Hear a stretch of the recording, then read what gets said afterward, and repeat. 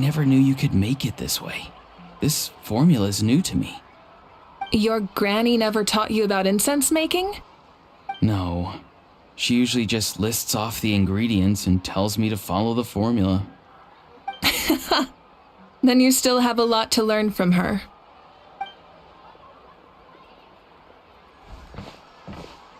All right, we're ready, traveler. Once you head inside, you'll fall into a brief sleep. Ororon will interpret the dreamscape, but you won't feel a thing. That's right. Everything's all set. So, you just need to take a nap? Sounds easy enough.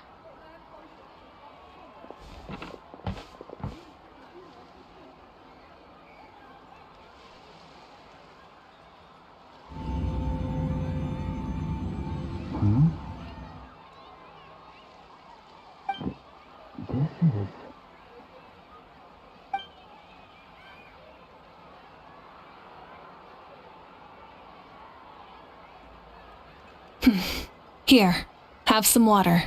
It'll help to clear your head. You're awake already, traveler? That was fast. It was enough. What did you learn, Ororon? The person next to the captain. I've seen him before. He was the one who tried to possess me back at the ruin. Huh? It was him? Guthred, right? The military doctor? So you know that name too? Yeah, the captain told us about him when we were helping Eon-san. He was the one who developed the draft of lucidity, a drug that could help people with hallucinations. I see.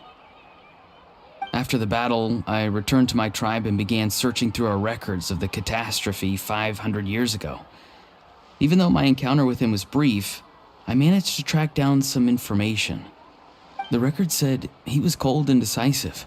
Like the captain, he was formidable in battle, but the two upheld very different ideas of justice. So, he didn't have the captain's sense of honor? That makes sense. The best partners are those who complement each other. Wait, if there are records of all this, that must mean the captain was famous in Natlan. Yes, but unless he brings up his past, few are likely to make the connection between a Fatui harbinger and Thrain, one of Natlan's legendary heroes. Guthred is also a respected figure in our nation. The story of how he sacrificed himself for Natlan is a pretty famous tribal legend. But there's still something I don't understand. I'm the only one who saw him. You shouldn't be able to dream of someone you've never met. And yet, the figure in your dream looked exactly like him. I don't think that's a coincidence. I believe what the traveler saw was Guthred's soul. But didn't he die hundreds of years ago? There's no way his soul could have survived that long. Maybe he found his way to the Night Kingdom for a little bit. No. The Night Kingdom only accepts the souls of Natlan. It's always been that way. The ruler of death likely wanted to prevent the Ode of Resurrection from being abused. When I was with the captain, I could hear something coming from him, souls that were not his own. I heard voices of sorrow and pain, sometimes faint, sometimes strong. Wait, are you saying the captain has had Guthred's soul inside of him all along? That's the part I don't understand. Ordinary people shouldn't be able to carry the souls of others. It's only possible for me because my situation is unique. And even then, you saw what happened. The Lord of the Night's voice triggers a violent reaction in those with fragmented souls. I even checked his soul myself. It's resilient, radiant, and entirely in one piece. Maybe it has something to do with Guthred then. It's very possible. It's still too early to tell, but the continued existence of Guthred's soul is likely the key to figuring out the captain's true intentions. I agree. The captain never revealed anything to you? The two of you worked together for quite some time. No, he rarely talked about himself. We were united in our efforts to save Natlan, but it never went beyond that.